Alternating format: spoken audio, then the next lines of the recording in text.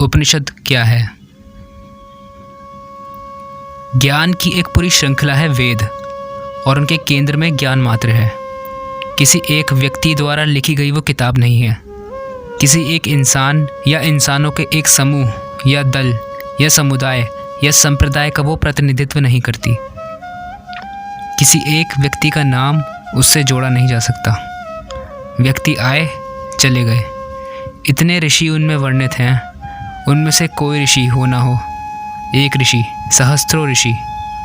वेदों का किसी व्यक्ति विशेष से कोई संबंध नहीं। तो ज्ञान की एक पूरी परंपरा है, ज्ञान की पूजा करते हैं। इसीलिए एक बड़े लंबे विस्तृत कालखंड में परसे हुए हैं वेद। एक दिन या 10 दिन या 100 वर्षों में भी नहीं लिख दिए गए थे वेद। उनकी हजारों वर्षों की यात्रा है, और चूँकि उनका संबंध ज्ञान से, बोध से है, व्यक्तियों से नहीं, इसीलिए उनको अपौरुषेय भी कहते हैं कि किसी मनुष्य की कृति मत मान लेना इनको। मनुष्य मात्र की या मनुष्य विशेष की भी संपदा मत मान लेना इनको। तो हम कह रहे थे वेदों की एक पूरी यात्रा है। इस यात्रा में बहुत उतार चढ़ाव आते हैं, लेकिन वो यात्रा है निरंतर ऊर्ध्वगामी ही। वो नीचे से चलती है और एकदम ऊपर तक जाती है। ज्ञान का काम ही यही है। तो वेदों के आरंभ में आते हैं मंत्र, संहिताएं, जिनमें तमाम देवताओं का पूजन है। उन्हें संतुष्ट करके उनसे वरदान, आशीर्वाद आदि मांगा गया है।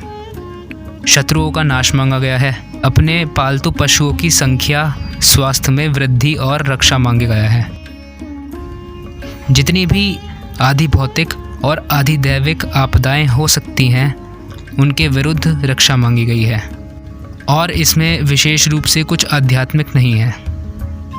हालांकि ऋग्वेद के 10वें मंडल में बहुत कुछ ऐसा है जो आध्यात्मिक काव्य की श्रेणी में रखा जाना चाहिए, लेकिन फिर भी कुल मिलाकर के वेदों का जो मंत्र भाग है, उसमें प्रकृति पूजन ही अधिक पाया जाता है।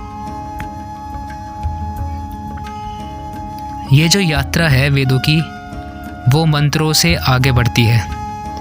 फिर ब्राह्मण आते हैं जो बताते हैं कि यज्ञ आदि में और तमाम तरह के अनुष्ठानों, कर्मकांडों में किस तरह की विधियों का और नियमों का पालन करना चाहिए। फिर आरण्यक आते हैं। आरण्यक आते आते फिर बात और गहराने लगती है। अब जो प्रश्न है वो बाहरी संसार से हटकर भीतरी होने लग जाता है, और वही यात्रा फिर अपना पूर्ण विकास पाती है और अपना गंतव्य, अपना लक्ष्य भी पाती है उपनिषदों में। उपनिषदों में अब बात पूरे तरीके से आंतरिक हो गई है।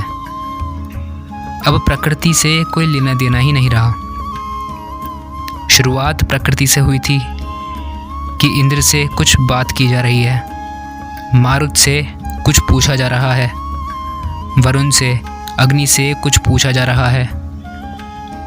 प्रकृति की शक्तियों का प्रतिनिधित्व करने वाले ये सब देवता हैं। इनसे वरदान मांगा जा रहा है, इन्हें संबोधित किया जा रहा है। और उपनिषदों तक आते आते ऋषि प्रकृति के प्रति बिल्कुल उदासीन हो जाते हैं, बल्कि यहाँ तक कह देते हैं कि सत्य तो प्रकृति से बिल्कुल परे है। बात इतनी बदल जाती है कि एक ओर तो देवता लोग थे जिन्हें भोग लगाया जा रहा था, खिलाया जा रहा था, उनको अन्न, पत्र, पुष्प, यहाँ तक कि पशु की भी भेंट दी जा रही थी।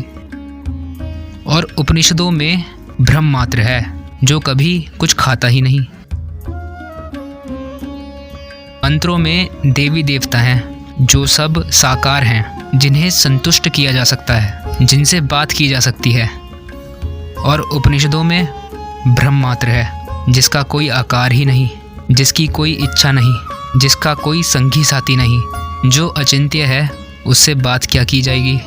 तो बात इतनी बदल जाती है। लेकिन उपनिषद हैं पूरे तरीके से वेदों के ही अंदर। वास्तव में वैदिक प्रक्रिया ही विकास लेकर के अंततः उपनिषदों तक पहुंचती है।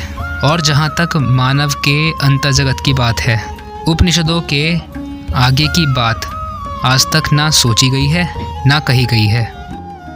पूरे विश्व में विचार ने जहाँ कहीं भी ऊंचाइयाँ छुई हैं, उसको उपनिषदों ने किसी न किसी तरीके से प्रभावित किया है। और भारत में तो स्पष्ट ही है कि जो भी धार्मिक सौंदर्य हम पाते हैं, उसके पीछे उपनिषदों का ही आशीर्वाद है। चाहे फिर वो बौद्ध धारा हो या भक्ति की मिठास, हैं सब उपनिषदों से ही प्रणीत। तो ये हैं उपनिषद। इसलिए आचार्य प्रशांत जी वेदांत के महत्व की बात करते हैं। वेदांत में जो 3 इकाइयाँ सम्मिलित मानी जाती हैं, प्रस्थानत्रयी के नाम से उन्हें संबोधित करते हैं। वो हैं ब्रह्मसूत्र माने वेदांत सूत्र, उपनिषद और भगवद गीता। इन तीनों में जो प्राचीनतम है वो निश्चित रूप से उपनिषद हैं।